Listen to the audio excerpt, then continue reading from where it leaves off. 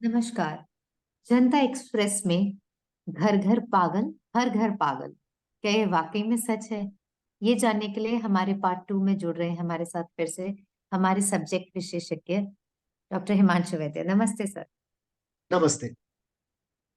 Sir, अब तक आपने हमें काफी चीजों के बारे में बताया कि मेंटल हेल्थ का कहाँ तक वो परवेजिव है, किस हद तक वो डिक्लाइन हो चुका है, जहाँ पे ऑलमोस्ट हर दूसरे तीसरे घर में कोई ना कोई ऐसा है जिसको काफी ज्यादा इंटेंस साइकोलॉजिकल प्रॉब्लम्स हैं, और उससे ना केवल एक परिवार या घर बल्कि पूरा का पूरा समाज इफेक्ट होता है, चाहे वो स्कूल्स हो, कॉलेजेस हो, इंडस्ट्रीज हो, ऑर्गेनाइजेशंस हो, और ओवरऑल पूरे देश की या पूरे विश्व की ही कहें, मेंटल हेल्थ डिटेरियोरेटेड है।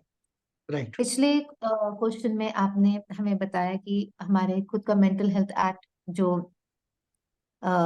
डिफाइंड है जिस तरीके से, उसमें भी अपने आप में काफी खामियां हैं, जो काफी ज्यादा जनरल तरीके से हेल्दी सिचुएशन, यानी कि एकदम हेल्थी मानसिक सिचुएशन को एक डिफिकल्ट मानसिक सिचुएशन वाले इंसान से डिफरेंशिएट नहीं कर पाता है। तो जब अपने मेंटल हेल्थ सिस्टम की बात है, तो फिर क्या मेंटल हेल्थ एक्ट इसमें शामिल है, या वो इस चीज को नहीं कंसिडर कर रहा है कि ये जन सामान्य चीजों को नहीं देख पा रहा मेंटल हेल्थ एक्ट जो है वो सीवियरली फ्लॉड है कि बहुत सारी प्रॉब्लम्स उसमें है। एक प्रॉब्लम तो है कि आप जो साइंटिफिक सिचुएशन है उसको आप एक लीगल तरीके से सॉल्व करना चाहते हो जो साइंटिफिकली अनसॉल्व है। कि जो साइंटिफिक क्वेश्चन अगर आप पूछते हैं कि सीवियर केसेस में या लॉन्ग टर्म केसेस में इज साइकेट्रिक मेडिकेशन बेटर और साइकोथेरेपी बेटर और are both of them together better, तो both of them together better तो रिसर्च से क्लियर हो गया है। पर अगर वन वर्सेस द अदर देखें तो कौन प्रायोरिटी पे आएगा कौन नहीं आएगा, ये साइंटिफिकली सेटल्ड सिचुएशन नहीं है, ये ओपन क्वेश्चन है। और मेंटल हेल्थ के अंदर उन्होंने क्या किया है कि साइकेट्री को प्रायोरिटी देकर उसकी जो इम्प्लिसिट फिलोसॉफी, अब एक्सप्लिसिटली तो कोई नहीं कहेगा ऐसा, पर उसका जो इम्प्लिसिट पूरा जो फाउंडेशन है वो है कि psychiatry is number one, psychotherapy is number two. अब इमरजेंसी सिचुएशन तक तो बात ठीक है। जो बायोलॉजिकली ड्रिवन सिकनेसेस है जैसे मेंटल रिटार्डेशन हुआ या मेडिकेशन इंड्यूस्ड प्रॉब्लम्स हुए, वहां तक भी ठीक है। पर दूसरे प्रॉब्लम्स के अंदर जैसे कि आप जनरलाइज एंजाइटी डिसऑर्डर ले लो, डिप्रेशन ले लो, एडिक्शन ले लो, अब ये तो ओपन क्वेश्चंस है कि इनकी कॉजालिटी कहाँ पे है। तो विल मेडिकेशन वर्क बेटर और विल साइकोथेरेपी वर्क बेटर, ये सब ओपन क्वेश्चंस है, ये कोई सेटल्ड क्वेश्चंस नहीं है। तो जहां पे रिसर्च अभी चल रही है और कुछ कंक्लूजन नहीं आया है, वहां पे भी आप एक साइकेट्री को प्रायोरिटी दे के एक सेटल्ड पोजीशन ले लो, और साइंस में जो क्वेश्चन सेटल्ड नहीं है उसको आप सेटल्ड समझ के लीगलिटी के थ्रू सेटल करने की कोशिश करो, तो ये क्या, ये लॉबिंग वाली बात हो जाती है। तो है। जो मेंटल हेल्थ एक्ट है उसमें प्रॉब्लम ये है कि बनाने वालों में थेरेपिस्ट का जो प्रपोर्शन था या तो वो ठीक नहीं था, या जो था तो थेरेपिस्ट खुद डेप्थ वाले थेरेपिस्ट नहीं थे। तो उसमें ये आ गया है कि जो फार्मा लॉबी का जो पुश है और साइकेट्रिक लॉबी का जो पुश है, उसने थेरेपी और काउंसलिंग और होलिस्टिक हीलिंग इन चीजों को बिल्कुल साइड में कर दिया। कि जैसे होलिस्टिक हीलिंग हमारे यहाँ पे तो एक बहुत बड़ी सिस्टम है जिसमें एनर्जी हीलिंग है, स्पिरिचुअलिटी है, मिस्टिसिज्म है। तो जहाँ पे इस तरह की होलिस्टिक हीलिंग एक इतनी बड़ी ट्रेडिशन है हमारे यहाँ पे, उसको भी हमने बिल्कुल साइड में कर दिया है। और अगर आप देखो तो थेरेपिस्ट और काउंसलर को तो वर्चुअली एक डिमोनिटाइजेशन जैसा हो गया है कि अगर आपके पास आरसीआई नहीं है तो आप एक्स वाई जेड नहीं कर सकते। और उसमें भी क्लैरिटी नहीं है कि ये प्रोस्पेक्टिव होगा या रेट्रोस्पेक्टिव होगा, कि ये एक्ट नोटिफाई होने से पहले जो लोग करते थे क्या उनको रजिस्ट्रेशन नंबर दे दिया जाएगा, और अगर नहीं दिया जाएगा तो क्या वो प्रैक्टिस कर सकते हैं या नहीं कर सकते। तो ये जो पूरी सिचुएशन है, ये पूरी सिचुएशन एक तरह से कहते हैं कि डीमोनिटाइजेशन विदाउट रीमोनिटाइजेशन, कि वी आर जी। Already at less than 1/10 of where we should be in terms of professional capacity, and this act reduces it further by 99%. True. This is one. Second is कि holistic healing के अंदर जो certification होना चाहिए था वो सब निकाल दिया है, और सबके लिए एक एमए क्लिनिकल साइकोलॉजी कंपलसरी कर दिया है, और एमए क्लिनिकल साइकोलॉजी के अंदर होलिस्टिक का एलिमेंट ही नहीं है। और जी। कुछ स्कूल्स को जो आरसीआई सर्टिफाई किया है वहां पे स्टैंडर्ड्स इतने लो हैं कि जो पूरा अर्थ का अनर्थ हो गया है, कि आपने आरसीआई सिस्टम और मेंटल हेल्थ एक्ट लाया क्वालिटी लाने के लिए, उसका आउटकम ये आया कि कैपेसिटी चली गई और क्वालिटी तो आई नहीं। तो क्वांटिटी चली गई और क्वालिटी आई नहीं। तो अब तो लोग मजाक करते हैं प्रोफेशन में कि आइदर यू हैव आरसीआई और यू हैव नॉलेज। इस तरह की सिचुएशन आके खड़ी हो गई है। तो ये जो जी। पूरा अटेम्प्ट था टू ब्रिंग इन क्वालिटी, ये फेल हो चुका है। तो उसने क्वालिटी तो लाई नहीं है, और क्वांटिटी जो थी उसको कम कर दी है। तो अब, और होलिस्टिक हीलिंग और स्पिरिचुअलिटी जो हमारे यहाँ पे इतनी बड़ी एक ट्रेडिशन है, होलिस्टिक हीलिंग की, मिस्टिसिज्म की, स्पिरिचुअलिटी की, वो पूरा एक तरफ एक डी रिकॉग्नाइज जैसा हो गया है। तो वो जो पूरा एक सिस्टम का फाउंडेशन बनाना था फ्यूचर के लिए, वो तो बिल्कुल साइड में रह गया और नए प्रॉब्लम्स खड़े हो गए। तो मेंटल हेल्थ एक्ट जो है बहुत इंपॉर्टेंट एलिमेंट है पूरी मेंटल हेल्थ सिस्टम का नेशनल लेवल पे, और इसलिए हमको इसको भी पूरा रीड्राफ्ट करना पड़ेगा। लेकिन प्रॉब्लम ये है कि अ, जो मैं कहता हूँ कि हम लोग ऐसी सिचुएशन में है कि हमारा मेंटल हेल्थ एक्ट ऐसा है कि पूरी दुनिया हम पे हंस रही है, और हम इतने बेवकूफ है कि हमको ये भी समझ में नहीं आ रहा है कि पूरी दुनिया हम पे हंस रही है। तो वो कब रिकॉग्निशन अवेयरनेस कब आएगी और कब एक रीड्राफ्ट होगा, वो एक अलग है। और अगली बार at least psychotherapist, psychiatrist, social worker और होलिस्टिक हीलर, इनकी जॉइंट कमेटी बना के फिर उनको ड्राफ्ट करे, तो फिर वो गलती नहीं होगी, क्योंकि दो बार गलती हो चुकी है। पहली बार मेंटल हेल्थ एक्ट बनाया, फिर अमेंडमेंट करके नया लाया, और दूसरी बार कोशिश करने के बाद भी जो प्रॉब्लम्स थे वो गए नहीं है, नए क्रिएट हो गए हैं। So this also is a very important piece of the whole system which needs a fundamental fixing. तो जहाँ हम अपने लीगल एस्पेक्ट्स की बात करते हैं, स्ट्रक्चर की बात करते हैं कि काफी फ्लॉड है, काफी नॉट सो अपडेटेड है, तो क्या ये समस्या सिर्फ हमारे ही देश की है कि या पूरी दुनिया की है ये समस्या? पूरी दुनिया की समस्या है ये। अगर आप हिस्ट्री में भी देखो, तो हिस्ट्री में भी जो मेंटल हेल्थ है वो कोई हमेशा से कोई बहुत अच्छी नहीं थी। So neither mental health nor biological health has ever been of a very high standard across history. True. तो हम लोग जैसे अपने आप को कहते हैं होमो सेपियंस सेपियंस, जो कि एक जोक है अपने आप में, बिकॉज उसका मतलब होता है कि we are a species of wisdom, and in fact we are a species of psychological sickness. Not only psychological sickness but also biological sickness. We are a sick species. So, and we have always been a sick species, except for a small period of time that we talk as the Vedic period. We have always been a sick society. So, mental health का तो एक historical problem है, biological का भी historical problem है, mental का तो और भी ज्यादा है। Okay sir. और इस वक्त तो पूरी दुनिया में है। जैसे आप देख लीजिए कि यूके और जापान में there is a cabinet minister for loneliness, yes. right?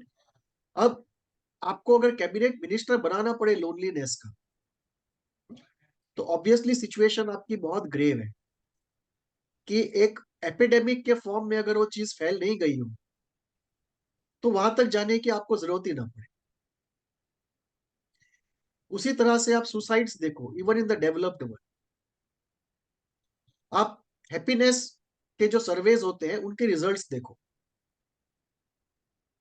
आप जो मेंटल हेल्थ की दवाइयां बिक रही है उसके सेल्स चार्ट्स देखो कि if you look at Prozac और if you look at medications used for mental health sicknesses, many of them will be in the top 10, top 15.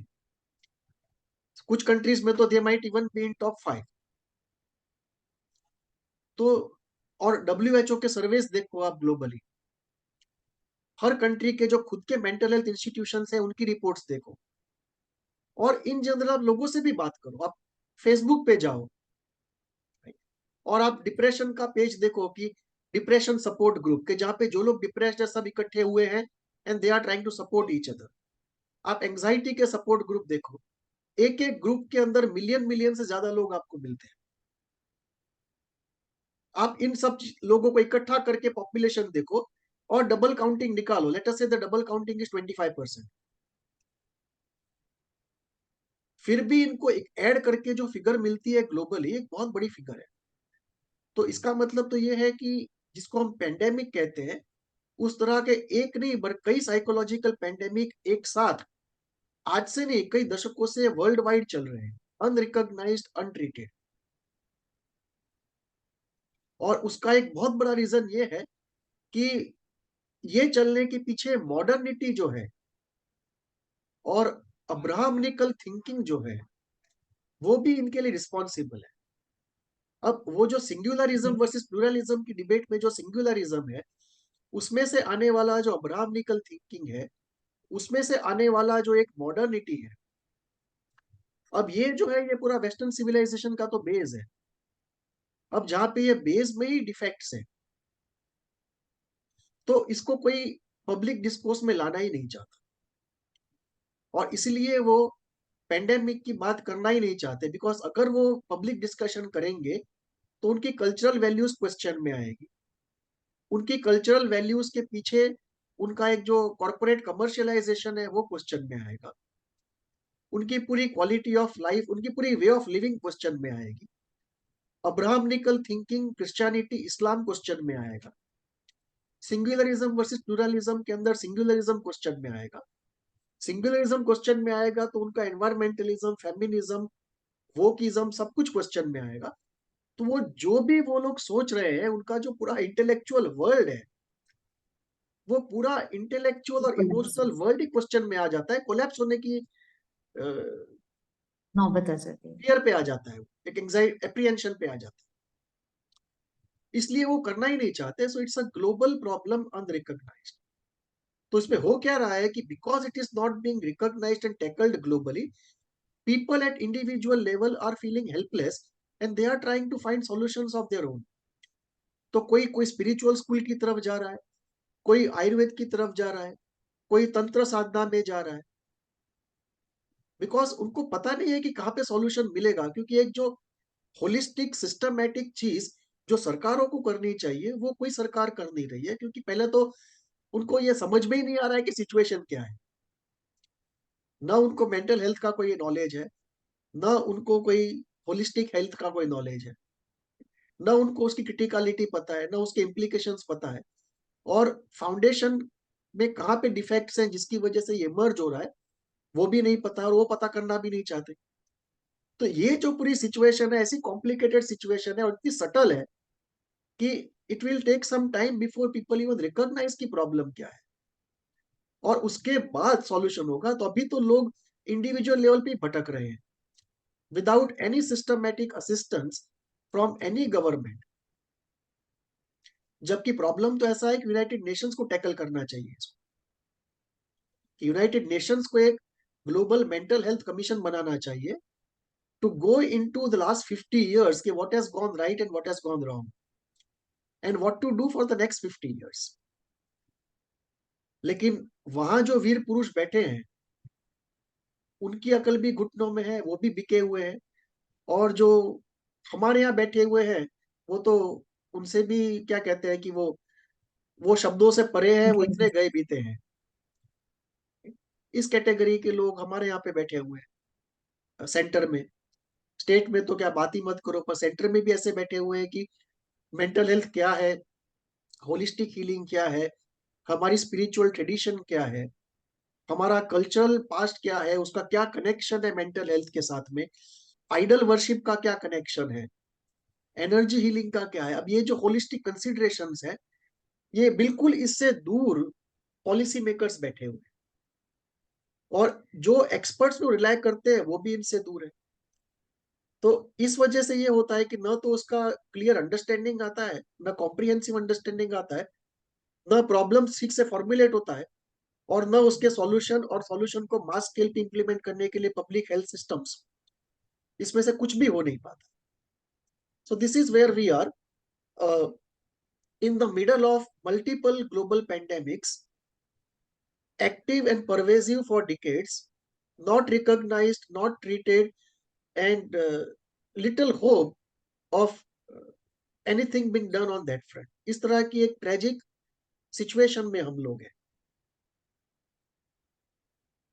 ये जो भी खेदपूर्ण सिचुएशन बन चुकी है, जबकि इनफैक्ट पोर्ट्रे ऐसे किया जाता है कि mental health is just meant for rich and free people who are not in a survival mode. Mental health एक अपने आप में सर्वाइवल के लिए सबसे ज्यादा जरूरी है, उसको इस तरीके से नजरअंदाज करना या उसको कि फिलोसफिकल मानना, इस टाइप की सिचुएशंस हैं।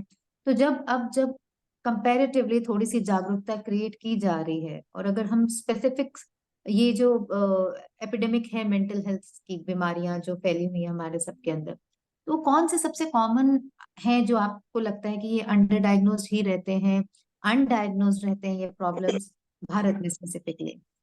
स्पेसिफिकली अगर भारत की बात करें तो anxiety, depression, addiction, cognitive thought disturbance और पर्सनालिटी डिसऑर्डर्स, ये जी। 5 जो है ये परवेजिव है, एपिडेमिक है, पेंडेमिक कहो तो भी चले जी। ऐसे है, और अंडर डायग्नोस्ड। स्पेसिफिकली आप इन चीजों को देख लो कि जैसे एंजाइटी है, कि कितने हाई एंजाइटी में लोग जी रहे हैं।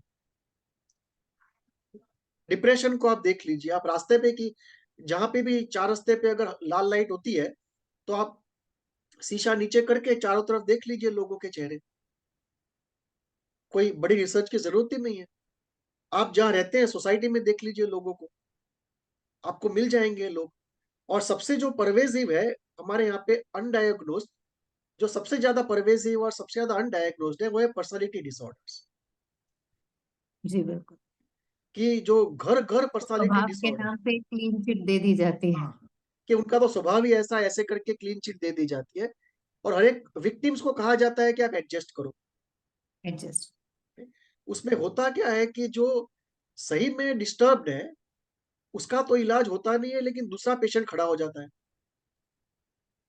तो जैसे एक कंसेप्ट है आइडेंटिफाइड पेशेंट, कि घर में अगर 5 लोग हैं जिसमें से एक आदमी बहुत सॉफ्ट और सेंसिटिव है, और बाकी जी। 4 में से 2 लोगों को पर्सनालिटी डिसऑर्डर है, तो वो परेशानी खड़ी करके घर में इस आदमी को, इस लेवल जो सॉफ्ट और सेंसिटिव है, उसको इस लेवल पे ले जाते हैं कि वो साइकेट्रिस्ट के पास, थेरेपिस्ट के पास जाने लगता है। और सबको लगता है कि वो पेशेंट वो है, पर actually he is identified patient who has been yes. Created by the real patients who are remaining undiagnosed and untreated. तो ये जो कंसेप्ट है आइडेंटिफाइड पेशेंट्स का, कि थेरेपिस्ट और साइकेट्रिस्ट के पास जो जा रहा है, उसके पीछे जो मैन्युफैक्चरिंग सिस्टम है, वो मैन्युफैक्चरिंग सिस्टम तो अनट्रीटेड, अनडायग्नोस्ड है। तो आप नार्सिसिज्म को ही ले लीजिए, नार्सिसिज्म एक ऐसी परवेजिव चीज है इंडिया में, right? कि एक नार्सिसिस्ट 4 लोगों को थेरेपी में भेजता है, 2 घर के लोग और 2 ऑफिस के लोग, राइट? तो इस तरह की सिचुएशन है। वैसे ही आप ये लीजिए कि स्पिरिचुअल स्कूल्स में चले जाइए, इनफैक्ट नार्सिसिज्म की बात से याद आया कि कई बार थेरेपी सेशंस में जो सेकेंडरी बर्न वाले लोग हैं, यानी कि जो नार्सिसिस्ट के हाथों चढ़ गए हैं और they are trying to seek therapy, they ask themselves, are we narcissist? इस हद तक वो दूसरे के ऊपर सफरिंग डालते हैं, ताकि जो टर्शरी लोग है, सेकेंडरी भी नहीं, टर्शरी तक उनका इम्पैक्ट जाता है पर्सनालिटी डिसऑर्डर्स में। आपको कई वीडियो मिलेंगे यूट्यूब पे, सर्वाइविंग द नार्सिसिस्ट। जी। उसमें आप देख सकते हो कि भाई कैसे, और ये आप थेरेपी में भी देख सकते हो, पेशेंट्स जब आते हैं तब, काउंसलिंग थेरेपी जो भी आप करते हो, कि the patients have been denied so many truths of their own that they start doubting their own self, yes. because a narcissist has cancelled them, dismissed them. And it takes quite some time before the person realizes that there is nothing wrong with me, there is nothing wrong with what I think and feel, something is wrong with the person who is trying to dismiss me, right? तो ये एक बहुत ही common चीज है India में कि जो personality disorders है, उसमें भी जो नार्सिसिस्टिक पर्सनालिटी डिसऑर्डर है, जो बाइपोलर है, बाइपोलर तो एक मेजर हो तो डायग्नोज हो जाता है, पर माइनर जो होता है साइक्लोथाइमिक, वो रह जाता है। जी। वैसे ही आप डिस्थाइमिया को देखिए, आप ये डिप्रेसिव पर्सनालिटी डिसऑर्डर को देखिए, आप कोवर्ट पैसिव एग्रेसिव नार्सिसिज्म को देखिए, तो इन सब चीजों से तो हमारी सोसाइटी भरी हुई है। इसमें तो अगर कहें घर घर पागल हर घर पागल, तो लिटरली ट्रू है वो तो, कि जिन घरों में ऐसे लोग नहीं है वो एक्सेप्शन है, वो रूल नहीं है। और एक्सेप्शन भी हम ऐसा एक्सेप्शन नहीं देख रहे हैं कि 30% एक्सेप्शन, हम लोग 10 to 15% ही एक्सेप्शन देख रहे हैं। 85% घरों में तो आपको कोई ना कोई मिल ही जाता है इस तरह का, अगर आप एक्सटेंडेड फैमिली लेते हो तो ये जो है, this 5 are the difficult things. और ये आपको इवन स्पिरिचुअल स्कूल्स में मिल जाएगा, कि अगर आप स्पिरिचुअल स्कूल्स में इंडिया में जाओ, right? चाहे वो ओशो फाउंडेशन हो या कृष्णमूर्ति फाउंडेशन हो या कोई भी हो, सदगुरु हो या आर्ट ऑफ लिविंग हो या कोई भी हो, आप कोई भी स्पिरिचुअल ग्रुप में चले जाओ, you will find 75% of people with personality disorders. कोई माइल्ड होगा, कोई मॉडरेट होगा, कोई सीवियर होगा, but you will find 75% people with some personality disorders. जो मैं लॉयल लोगों की बात कर रहा हूँ, मैं आने जाने वाले लोगों की बात नहीं कर रहा हूँ, जो दर्शन लेके चले गए वो अलग बात है, पर जो लॉयल फॉलोअर्स है, कमिटेड फॉलोअर्स है, उसमें you will find 75% people with some disorder और the other, minimum will go to 50%। Hmm. तो ये जो है, ये स्पेसिफिक्स है कि क्या हमारे यहाँ पे परवेजिव है और छुपा हुआ है, अनडायग्नोस्ड है, अनट्रीटेड है। ये जो अनडायग्नोज है और घर घर पागल है, क्या इसका कुछ किया जा सकता है? क्या इसके लिए कोई एक्शंस किए जा सकते हैं, अमेंडमेंट्स किए जा सकते हैं, कुछ अलग से कुछ क्रिएट किया जा सकता है? आपका क्या सुझाव? एक पूरा decade long public health programme चाहिए, जिसमें कि पहला हो social communication to create awareness knowledge, second social communication to remove stigma, involvement of celebrities to remove stigma, normalise mental health like biological health. उसके बाद जो है एक मास साइकोलॉजिकल टेस्टिंग, ताकि स्कूल में कॉलेज में उनको पता चल जाए कि प्रॉब्लम्स क्या है। तो उससे जो डेटा जनरेट होगा, उससे एग्जैक्ट पता चलेगा कि कौन से प्रॉब्लम्स जनरेट हो रहे हैं, और फिर इस चीज में जाया जा सकता है कि क्यों वो जनरेट हो रहे हैं, क्या किया जा सकता है उसके बारे में। तो पहले तो हमको रियल डेटा चाहिए, फाइन। उसके बाद है होलिस्टिक हेल्थ का पूरा सिस्टम, और मेंटल हेल्थ एक्ट और मेंटल हेल्थ का infrastructure. Once this is done, उसके बाद we go to the next part of the holistic health, where right. Holistic health के जो कंपोनेंट्स हैं, you scientifically vet them out, and you use tools from tradition you use cultural systems, you use holistic health, and you use technology to create models of public mental health. जैसे one two one करेंगे तो हम कितने लोगों को कर पाएंगे, तो फाइनली हमको कोई ना कोई फॉर्म में ग्रुप थेरेपी भी आना ही पड़ेगा. जी. ग्रुप थेरेपी भी हम कितनी कर पाएंगे, तो हमको टेक्नोलॉजी यूज एनेबल करके एक ऑनलाइन ग्रुप थेरेपी ग्रुप्स चालू करने ही पड़ेंगे, क्योंकि हमारी पॉपुलेशन इतनी बड़ी है, प्रॉब्लम का स्केल इतना बड़ा है. सो ये जो है कि मेंटल हेल्थ एक्ट को आपने नया बनाया, मेंटल हेल्थ इंफ्रास्ट्रक्चर क्रिएट किया, और आपने एक होलिस्टिक हेल्थ को यूज किया, कल्चरल सिस्टम्स को यूज किया, ट्रेडिशन को यूज किया, से आइडल थेरेपी जो आदमी खुद कर सकता है इफ गाइडेड, या मंत्र थेरेपी या विजुअलाइजेशन प्रोसेसेस, इसको रिसर्च करके आपने वेट किया साइंटिफिकली, और जो भी साइंटिफिकली बेनिफिशियल निकला, आपने उनको यूज करके एक इंडिविजुअल एम्पावरमेंट प्रोग्राम बनाया कि पहले with minimum input then the person can carry on his own, और एक मास स्केल पे टेक्नोलॉजी एनेबल्ड, ग्रुप एनेबल्ड चीजें, जैसे ओशो रजनीश किया करते थे कि group meditations to release emotions, to do catharsis, और जैसे यालोम ने किया था, अभी भी कर रहे हैं, कि how to do group therapy. Bion ने अलग फॉर्म में एक किया था बी ग्रुप थेरेपी का. तो ये जो है कि भाई मास स्केल पे जब आप जाएंगे तो you will not have adequate number of counsellors and therapist. So how do you use social call centres, group therapy, technology facilitated therapy, do it yourself empowerment, and most importantly creating cultural systems as a preventive. क्योंकि ये भी हमको याद रखना चाहिए कि जो modernity के प्रॉब्लम्स हैं, वो मॉडर्निटी के problems are responsible to a great extent for the psychological crisis.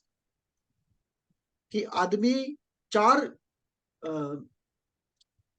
Crisis से गुजर रहा है जिसकी वजह से मेंटल हेल्थ इतनी बुरी है आज. Number one, lack of objects in early life. कैसा कहा जाता है, it takes a village to bring up a child. अभी विलेज तो क्या है, न्यूक्लियर फैमिली सुपर न्यूक्लियर हो गई. तो एक बचपन में पहले आदमी जितने ऑब्जेक्ट्स के साथ रिलेट करता था और आज जितने से करता है, उसमें बहुत फर्क है. सो ऑब्जेक्ट डेफिशिएंसी एक बहुत बड़ा प्रॉब्लम है अर्ली लाइफ का. वर्किंग मदर एक सेकंड बड़ा प्रॉब्लम है. और वहां पे विमेन्स राइट्स और चाइल्ड राइट के बीच में क्लैश है. तो इसका कोई ऑप्टिमाइजेशन हमको निकालना पड़ेगा कि maybe work from home करें, technology enabled work from home करें, 4 आवर्स का जॉब निकाले कि सिर्फ 12 से 4 में ही काम करो. तो इस तरह से नए सॉल्यूशंस जो है वो निकालने पड़ेंगे in the context of mental health. So ये करने से एक जो मॉडर्निटी के जो प्रॉब्लम्स हैं that have to be overcome. So put all this together, you will have a holistic system for public mental health which you'll have to roll out over a decade. Also I feel personally that कि हमारे education system के अंदर जहाँ की psychology 10+1 के बाद दिखाई देनी शुरू होती है as a subject option, some basics of psychology of human behaviour जो कि हमारा इतना एविडेंट हिस्सा है लाइफ का, जिसको नजरअंदाज किया जा रहा है साइंटिफिकली वे में, या अगर मॉरल साइंस और एनवायरमेंटल साइंस हो सकते तो व्हाई नॉट साइकोलॉजी. Correct. अगर वहां से देते तो इंसान पहले से ही जागरूक होता है, आइडेंटिफाई कर पाता है चीजों को, और अगर जन में अवेयरनेस लानी है तो right from the first stage where the child understands about human behaviour and emotions. तो Correct. वो भी एक काफी इम्पैक्टफुल एरिया है जहां से उसको बहुत इजीली इंट्रोड्यूस किया जा सकता है एकेडमिकली, और वहां से अंडरस्टैंडिंग लाई जा सकती है, जिससे अवेयरनेस के साथ साथ लोगों के पास उतने इक्विप्ड लोग हों कि वो अपने ऊपर काम कर सकें with the help of a therapist True. और True. सम मेंटर और by themselves. Correct. True. But sir जब आप बात करते हैं कि मास टेस्टिंग, तो जहाँ पे तो नॉर्मल के रेंज में अक्सर ज्यादातर लोग बाहर उसमें से गिर जाएंगे, तो ये टेस्टिंग तो अपने आप में एक प्रोजेक्ट है, तो इतने मैसिव पॉपुलेशन के साथ जहाँ पे डेफिनेटली इस चीज को भी एड्रेस करने वाले लोग एक सर्टेन एज ग्रुप को अगर हम करते हैं, जैसे यूथ इंडिया आ रहा है अभी पूरा, तो if we target them, it is so difficult. What is your standpoint for this mass testing? इसमें कुछ एक्सपेरिमेंट्स में मैंने देखा है बहुत नजदीक से कि कुछ म्यूनिसिपैलिटी स्कूल्स के अंदर कुछ एनजीओज ने मास टेस्टिंग की हुई है जी कि 4 या 5 साइकोलॉजिकल टेस्टिंग करने वालों लोगों को ले गए थे और एक पहला प्रिलिमिनरी स्क्रीनिंग किया और प्रिलिमिनरी स्क्रीनिंग में जो प्रॉब्लम एरियाज कुछ जो लोग निकले उनको फिर डिटेल टेस्टिंग किया। तो एक इंस्टीट्यूशनल लेवल पे स्कूल और कॉलेज में तो ये पॉसिबल है। हाँ, स्कूल कॉलेज से बाहर निकल के मास लेवल पे बहुत मुश्किल है। Organisations, industries, corporates. उसमें एक अलग प्रॉब्लम है। उसे प्रॉब्लम ये है कि ईमानदारी से लोग रिस्पॉन्ड नहीं करते, बिकॉज जी डर ये लगता है कि अगर किसी को पता चल गया ऑर्गेनाइजेशन में कि मुझे प्रॉब्लम है तो मेरा जॉब खतरे में आ जाएगा या मुझे लोग ह्यूमिलिएटिंग तरीके से देखेंगे या नीचे देखेंगे। So the job survival as well as the prestige is at stake. The future promotions are at stake. The whole perception in the organization is at stake. So उसमें ये हो जाता है कि न तो लोग ईमानदारी से कोई जवाब देते हैं और इसीलिए ऑर्गेनाइजेशंस अगर ऑन रोल रखते हैं, अगर आप जिसको क्या कहते हैं कि वो एम्पेनल करते हैं साइकोलॉजिस्ट या काउंसलर्स या थेरेपिस्ट को और लोगों को कहते हैं कि आपको अगर प्रॉब्लम हो तो इनके पास जाओ, पैसे हम दे देंगे, कोई नहीं आता है। लोग इंडिविजुअल कॉन्फिडेंशियल प्राइवेटली जाना ही पसंद करते हैं। So that is the problem with organisations of employees. But students जो हैं वो रिलेटिवली इजीली जवाब दे देते हैं। और लो इनकम कम्युनिटी जहाँ पे कि लो एजुकेशन है वहां पे भी इजीली ये टेस्टिंग हो सकता है। सो आई वुड से कि जहाँ पे हो सकता है जरूर करना चाहिए। सर, तो जितने भी व्हाट वुड यू रिकमेंड कि जो हमारे पहले से हमारे जैसे आपने बोला वैदिक period was a very strong time जहाँ पे comparatively mental health, physiological health, social health, cultural health काफी ऑप्टिमम जोन में रह चुकी है। तो ऑलरेडी एग्जिस्टिंग स्ट्रक्चर में जहाँ पे हम होलिस्टिक फ्रेमवर्क की बात करते हैं, वो कौन कौन से हिस्से हैं जो इसमें योगदान कर सकते हैं ताकि अवेयरनेस आ सके, चाहे वो आइडल थेरेपी हो या एनर्जी हीलिंग्स हो, what all you feel can help? 4 चीजें। एक, adequate objects which are safe and good in the childhood, number 1. Number 2, closeness to nature. Number 3, grounding in mythology and tradition. And number 4, holistic health and Ayurveda. ये 4 चीजों को अगर हम incorporate करते हैं तो एक प्राइमरी पैकेज बनता है प्रिवेंटिव का। और उसको फिर आप एड ऑन करो with a format of life कि आपको किस तरह का, आपको वैदिक स्टाइल से जीना है, आपको तंत्र स्टाइल से जीना है, आपको एग्नोस्टिक स्टाइल से जीना है, which is 18+ story. It is not a early childhood story, it's 18+ story. तो उसे एक क्लियर रास्ता मिल जाता है आदमी को कि जिस रास्ते पे मैं चल रहा हूँ उसका कॉस्ट बेनिफिट क्या है, अपॉर्चुनिटी और थ्रेट क्या है। तो you are prepared for it, nothing comes to you unknown as a shock. अभी क्या हो रहा है कि एक्सपेक्टेशन कुछ और है और रियलिटी एक शॉक की तरह सामने आती है। But if you know, so that brings to the point of uh, classifying people into types and creating sociological groups based upon types. कि जैसे पहले कहते थे कि भाई जो देवगण है, मनुष्य गण है और राक्षस गण है, कि 3 टाइप के लोग हैं। जी तो देवगण आपस आपस में ज्यादा कंपैटिबल है, जो मनुष्य गण है आपस में कंपैटिबल। अब आपने एक राक्षस गण वाले को देवगण वाले के साथ रख दिया तो उसकी तो हालत खराब हो जाएगी देवगढ़ वाले की। तो ये क्या है कि एक सोशियोलॉजिकल इग्नोरेंस की वजह से रॉन्ग पेयर्स बन रहे हैं लोगों के। जिसमें कंपैटिबिलिटी है ही नहीं। तो ये जो कंपैटिबिलिटी है, चाहे वो फ्रेंड्स में हो, स्टूडेंट्स में हो, पार्टनर्स में हो, या साथ रहने वालों में हो, उसका एक पूरा सोशियोलॉजिकल ऑर्डर को you have to rethink and recast. अभी जो है वो रैंडम है, कि एक डिस्टॉर्टेड डिजाइन है पास्ट की, जिसका लॉजिक चला गया है, जिसका कंटेक्स्ट बदल गया है, और उसको हम एक डिस्टॉर्टेड फॉर्म में रैंडमली अप्लाई कर रहे हैं आज, and the results are disasters. So different types of people have to be recognized, and they have to be cast accordingly in different groups. Like sensitivity can be one very good parameter, ethics is Yes. another parameter, creativity is third parameter, freedom or conformity is a fourth parameter, masculinity femininity fifth parameter. तो इस तरह के parameters करके you have to cast society into groups, जो कहते हैं design in society. अभी जो है वो रैंडम है। रैंडम। सो एक प्लान्ड सिस्टम में और एक रैंडम सिस्टम में फर्क तो रहेगा ही। हमारा जी। प्रॉब्लम ये है कि हम ये कहते हैं कि सोसाइटी इतनी कॉम्प्लेक्स है कि we don't understand, and till we don't understand how can we plan. तो ये जो सिन ऑफ ओमिशन है, उसका जो आउटकम है, दैट इज द पेनल्टी उसकी जो है, that is worse than the sin of commission. So we have to start somewhere with whatever knowledge we have, and put it into a sociological design. जो social design का जो idea है, जो cultural design का idea है, that is at the root of it.